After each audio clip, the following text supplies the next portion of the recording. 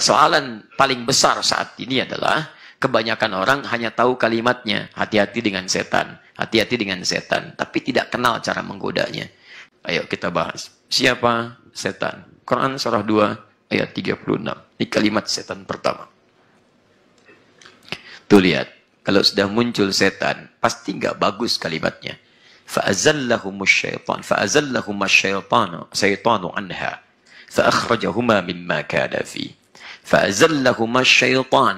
Maka setan mulai menggelincirkan Adam dan Hawa. Kalau tergelincir itu, maaf, jatuh atau bangun? Jatuh. Nggak ada orang bangun tergelincir. Ini saya tergelincir dulu ya. Duduk langsung bangun, tidak. Tergelincir itu pasti jatuh. Enak tidak? Tidak. Sakit tidak? Sakit. Baik, kalau jatuh ke atas ke bawah. Ke bawah. Kadang-kadang kalimat ke bawah penting untuk disampaikan, bukan untuk menunjuk pleonasme, tapi untuk menegaskan bagaimana posisi itu terbangun. Naik ya ke atas. Emang ke atas. Ada yang naik ke bawah. Itu pleonasme dalam bahasa Indonesia. Tapi ingat dalam bahasa Arab, memahaminya jadi taukid nantinya. Taukid itu penguat. Adam tinggal di surga. Nikmatnya luar biasa. Tapi lihat bahasa Quran, majasnya indah. Dijatuhkan oleh setan, terpeleset, tergelincir, jatuh ke bumi. Dikirim tugas kemudian untuk ke bumi. Keluar dari kenikmatan surga. Jadi kalau orang sudah terjatuh dari rahmat Allah subhanahu wa ta'ala, maka dia akan menjauh dari berbagai kenikmatan-kenikmatan. Siapa yang menjatuhkan, mempelesetkan? Setan. Saya mau turunkan dulu, baru kemudian kita definisikan kalimat setan dalam bahasa Arab. Siapa setan ini? Mulanya adalah iblis. Iblis yang tidak ingin sujud sebagai penghormatan kepada Adam. Quran surah kedua ayat 34. Jadi setan itu bermula dari iblis. Lihat baik-baik teman-teman. Wa idh qulna lil malaikati isjudu li Adama fasajadu illa iblis. Ketika kami perintahkan kepada para malaikat dan kalangan jin yang hadir pada saat itu, ketika Adam diperkenalkan kepada mereka dan berbagai keistimewaannya, maka Allah meminta malaikat dan sementara kalangan jin untuk hormat kepada Adam, sujud hormat. Fasajadu, maka semua sujud, illa iblis, kecuali iblis. Semua sujud kecuali iblis. Aba wastakbara wa kana minal kafirin. Aba, dia enggan. Aba itu penolakan yang tidak menyenangkan. Tidak menyenangkan. Kadang bisa dari gestur, kadang bisa dari pernyataan, kadang bisa dari perkataan. Ya, nggak enak. Kan ada orang yang menolak dengan gestur, dia nggak bicara, tapi gesturnya menunjukkan penolakan yang tidak menyenangkan. Pak, habis ini kita sarapan, nanti kami undang. Gitu kan? Nggak enak ya? Ada yang langsung dengan pernyataan. Ya, kadang-kadang mohon maaf, ada yang tidak menyenangkan dan sebagainya. Baik, ini aba. Dia enggan dengan respon yang tidak menyenangkan. Apa respon yang tidak menyenangkan? Istakbar, angkuh. Terlihat angkuh dia dari gesturnya, dari macam-macamnya. Wa kana minal kafirin, termasuk yang terhalang dia dari petunjuk Allah Subhanahu wa taala saat itu. Saya teruskan dulu. Siapa iblis ini? Turunkan lagi. Setan bermula dari iblis. Iblis itu siapa? Baik teman-teman, dijawab di Quran surah 18 ayat ke-50. Nah, pembuka Quran surah ke-18 ayat 50 ini sama dengan Quran surah kedua ayat 34. Hanya di ayat 34 menjelaskan karakteristik sikap dan sifatnya. Di ayat ke-50 Quran surah 18 menunjukkan siapa hakikat iblis ini. Perhatikan kalimatnya. Anda mesti ketahui dulu supaya kita mudah nanti untuk bisa menjegal berbagai tipu daya yang ditujukan kepada kita. Wa idh qulna lil malaikati isjudu li Adama fasajadu illa iblis. Sama dengan yang tadi. Dan ingatlah ketika kami firmankan pada para malaikat dan kalangan sementara jin yang hadir pada saat perkenalan Adam itu, dan menunjukkan keistimewaan dan fungsi tugasnya. Lihat kalimatnya. Kami mintakan semua untuk sujud. Hormat kepada Adam. Semua hormat sujud. Illa iblis. Kecuali iblis. Siapa iblis ini? Kana minal jinni fafasaqa an amri rabbih. Satu. Lihat baik-baik ya. Ini intinya. Kana minal jinni. Satu. Ini saya garis bawahi. Sifat yang kedua, fafasaqa an amri rabbi. Fasaq an amri rabbi. Jadi, adalah iblis itu minal jin, termasuk kalangan jin. Asalnya jin. Siap? Awas, hati-hati. Jin dalam bahasa Arab disebut dengan jin. Jika ada, ingat baik-baik, jika ada kalimat dalam bahasa Arab dibuka dengan huruf jin dan nun, artinya menunjukkan segala hal yang tersembunyi. Tidak nampak dalam pandangan kita. Jin disebut jin karena tidak kasat mata bagi kita. Kalau kelihatan makhluknya, mudah kita hindari. Begitu mau menggoda kita, ngapain? Mau menggoda. Gampang. Yang jadi masalah, di makhluk nggak kelihatan. Ingat, setiap jim dengan nun, umumnya tidak nampak. Janin, ada jim dengan nun. Hadir dalam, misalnya mohon maaf, perut seorang perempuan. Kenapa disebut janin? Karena setiap fase pertumbuhannya tidak langsung nampak dalam pandangan kita. Jannah, surga. Kenapa disebut dengan jannah? Karena surga saat ini belum nampak dalam pandangan kita. Nanti satu saat semua itu akan ditampakkan pada kita. Jin akan nampak, jannah akan nampak, dan segalanya akan tampak. Junnah, perisai. Asyamu junnatun. Puasa itu menghadirkan perisai. Kenapa perisainya tidak disebut dengan kalimat lain, tapi menggunakan kalimat junnah? Kenapa tidak haddun? Kenapa tidak hijabun, tapi menggunakan junnah? Karena junnah itu tak nampak dalam pandangan kita. Jadi maaf kalau Anda perang, Anda menggunakan perisai. Perisainya kelihatan. Musuhnya ada, secara kasat mata, jelas. Tapi puasa, itu bisa menghadirkan perisai, benteng bagi kita. Bentengnya nggak kelihatan. Tapi dengan puasa, setan sulit menembus kita. Karena umumnya orang puasa ingin mencegah dari berbagai maksiat. Mau mencela, setan datang. Ayo balas, balas. Ah, takut batal puasanya. Kan? Mau berdusta, bohong aja. Nggak mau, takut batal puasanya. Minimal takut batal puasanya. Jadi benteng buat kita. Kalau sudah jadi kebiasaan, bukan takut batal lagi. Tapi takut karena Allah tidak ridha dengan perilakunya. Kan sering saya katakan, ini sudah jam 5, cuman 30 menit lagi mau buka. Ada yang nyela orang. Dicela. Kamu begini, begini, begini, begini. Setan bilang, ayo balas. Balas, balas. Munculkan sampai berparagraf-paragraf. Ah, tidak. Nggak mau balas. Setan masuk lewat temannya. Balas, kenapa nggak dibalas? Kita jawab, ntar aja habis maghrib. Habis maghrib ya, tunggu buka. Baik, kecewa tuh setan di situ. Baik, jadi umumnya disebut dengan junnah. Benteng itu junnah, nggak nampak di sini. Asalnya jin. Paham ya? Nah, turunannya nanti saya tunjukkan kepada Anda. Disebut dengan jin. Kadang-kadang kita nggak sadar. Udah ada aja godaan itu dalam diri kita. Antum nggak lihat. Coba cek, apa antum ketika mau datang ke sini mudah langsung datang? Tidak mudah. Tidak mudah. Di jalan, ngapain ke sana? Paling sebentar, streaming langsung juga bisa. Tuh, ngapain berangkat ke sana? Nanti aja berangkatnya menjelang subuh. Paling Ustaz juga kesiangan bangunnya. Macam-macam. Terus, ngapain? Pokoknya banyak. Ngapain ke sana, ngapain ke sana. Terus. Jadi ditampilkan banyak yang lain-lain sebagainya. Itu tidak sadar antum ada dalam godaan diri antum sendiri. Ini persoalannya. Jelas ya? Jadi kalau Anda sedang ada bisikan-bisikan dalam diri yang mengarahkan pada hal-hal yang buruk seperti ini artinya sedang bekerja ini. Dan ini nanti cara pertamanya, fase pertama ini. Nanti saya turunkan lebih jauh. Kana minal jinni, asalnya termasuk kalangan jin, tak nampak bagi kita. Dan yang kedua, awas, sifat jin itu diciptakan dari apa? Begini. Kalau mau jawab tentang dalil syariat, antum harus tahu dulu dalilnya ya. Kalau tidak tahu, antum kembali kepada ketetapan awal ya. Tidak usah mengarang, selalu ketentuannya sama. Mengarang hanya ada di bahasa Indonesia. Ya, di pelajaran itu sekarang pun sudah hampir tidak ada karena tidak banyak efektifnya. Baik, jin dicipta dari apa? Dari wallahu alam. Ayolah kembalikan. Quran, Allah yang tahu, Allahu alam. Tanyakan kepada Allah. Quran surah ke-15 ayat 27. Ternyata bukan dari api jin diciptakan. Antum salah persepsi selama ini. Bukan dari api. Yuk kita lihat. Wal jan khalaqnahu min qablu min naris samum. Kalau api itu nar. Tapi kata Quran bukan nar, tapi naris samum. Jin bukan diciptakan dari api, tapi jin diciptakan dari api yang menyambar-nyambar. Jadi, api yang menyambar. Menyala, tapi bukan sekedar menyala. Kan ada api yang nyalanya begitu dahsyat, Saking dia menyambar sini, nyambar sini.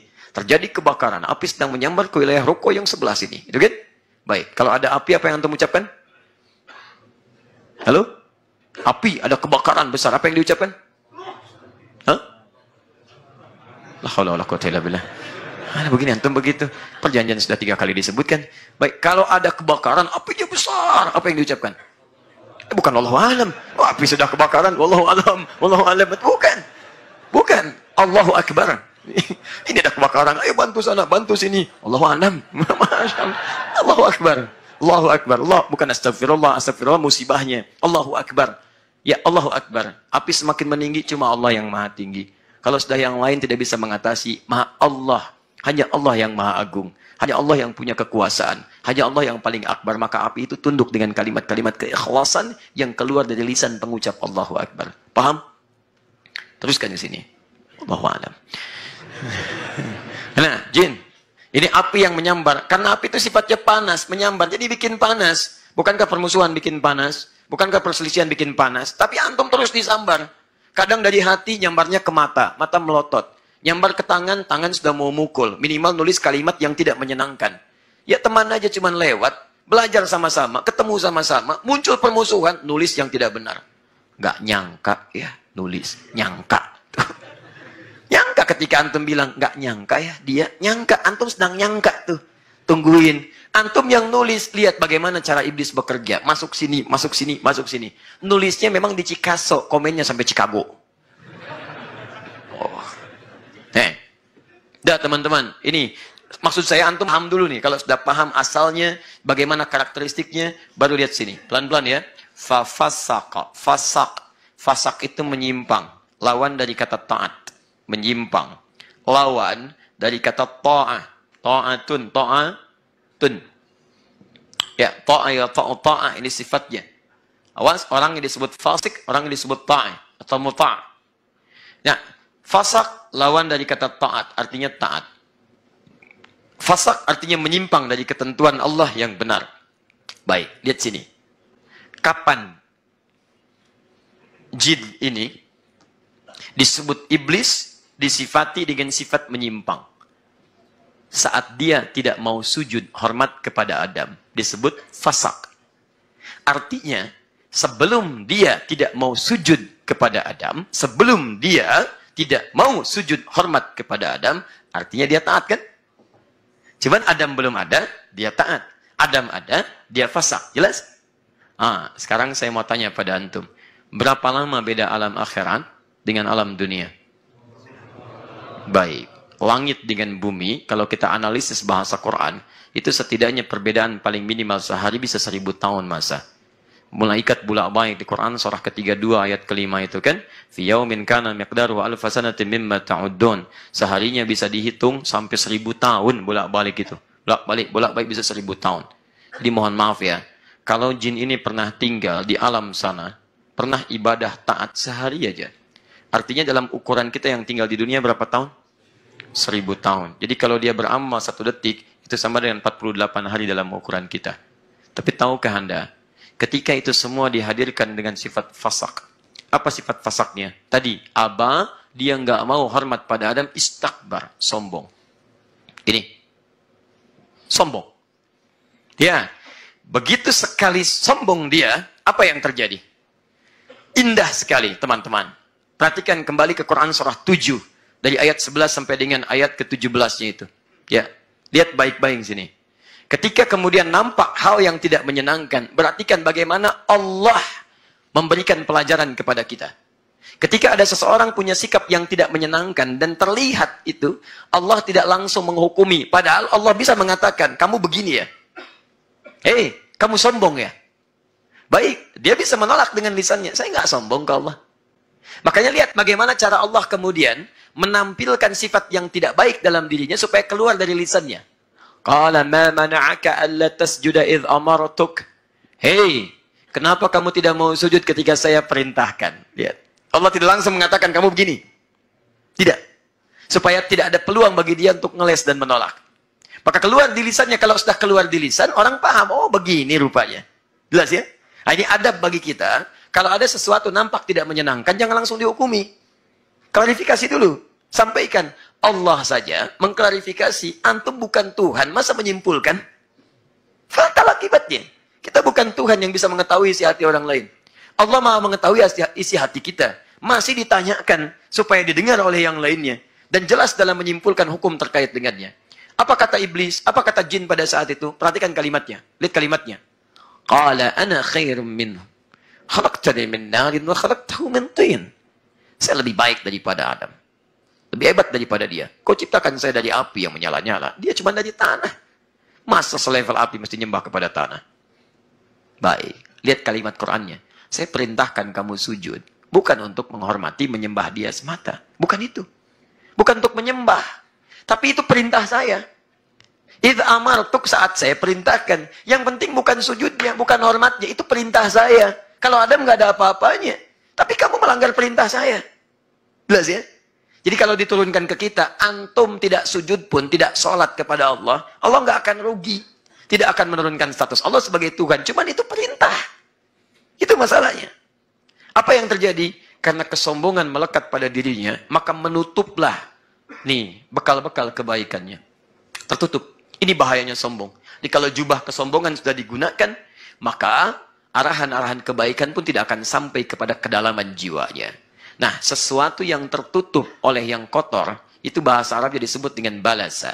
Jadi ada labisa, lam, ba, sin, ada balasa, ba, lam, sin.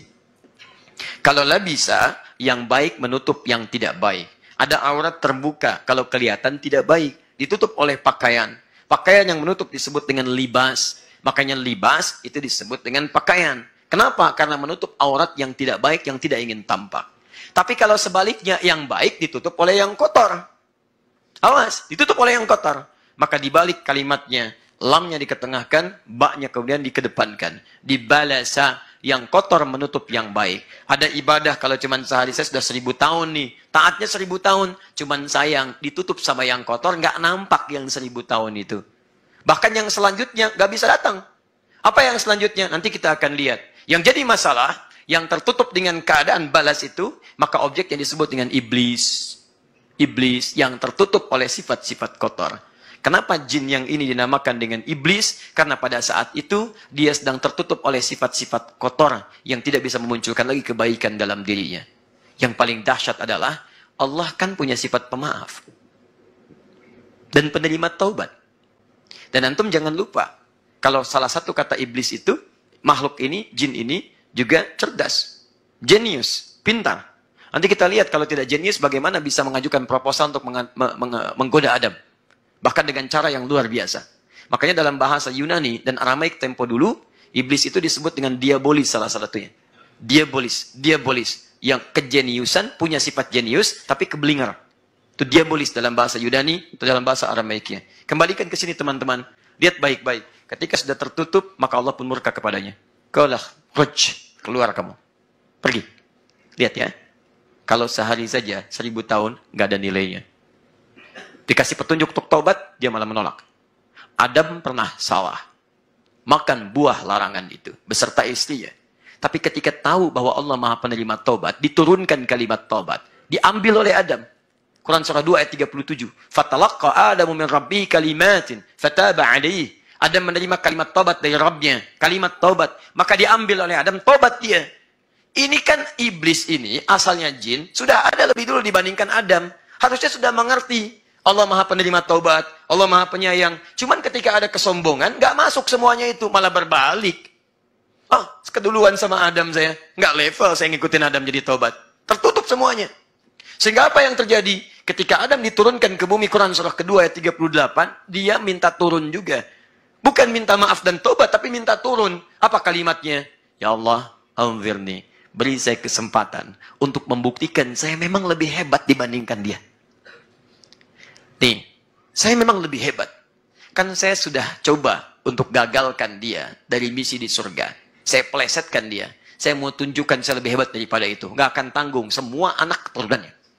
Anak keturunan semua disebut dengan bani.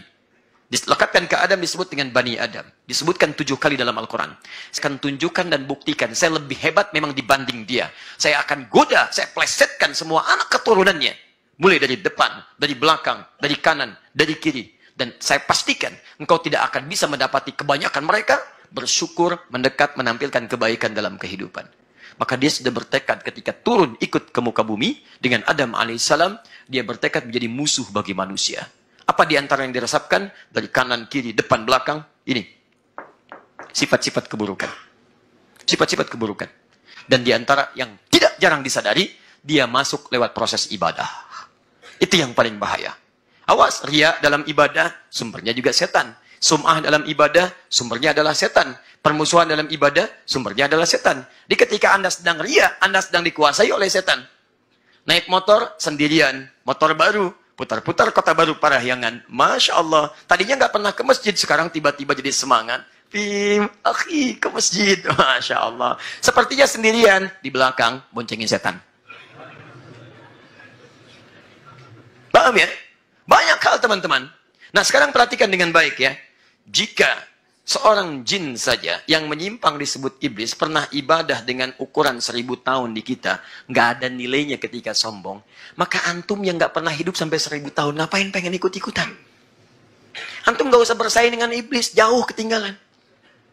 Jauh kita itu harus menghindari, bukan mengikutinya. Kita itu nggak nyampe ukuran ke sini pengen ikutan. Karena itu di hadis qudsi dikatakan, maaf, keagungan itu, kesombongan itu yang agung-agung, jubahku kata Allah. Siapa yang coba-coba mengenakannya, maka dia tidak akan pernah mencium bau surga. Saking inginnya Allah, semua hambanya menjauh dari iblis, diberikan rasul untuk diarahkan pada yang benar. Diturunkan mukjizat, diberikan benteng, supaya ini nggak bisa menembus, menggoda, memberikan keburukan-keburukan. Diturunkan rasul, nggak diikuti tuntunannya. Dikasih kitab tidak mau dibaca. Dikasih amalan tidak diamalkan. Ini yang jadi masalah. Tapi yang lebih bermasalah adalah seakan mengikuti Rasul, seakan membaca, seakan paham, tapi kena jebakan juga. Itu yang kita harus kembalikan.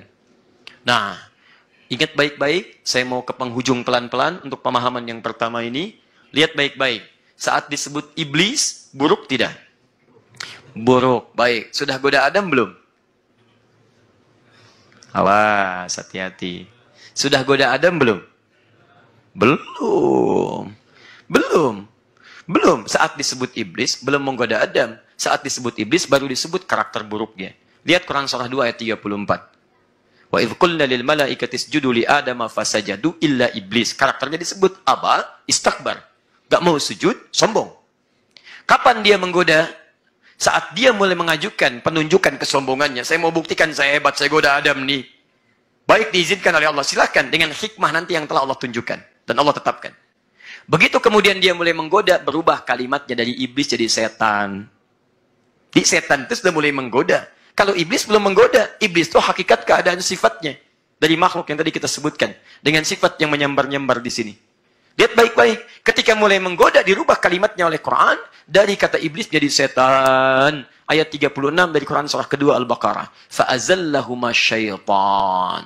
Fa'azallahuma syaitan.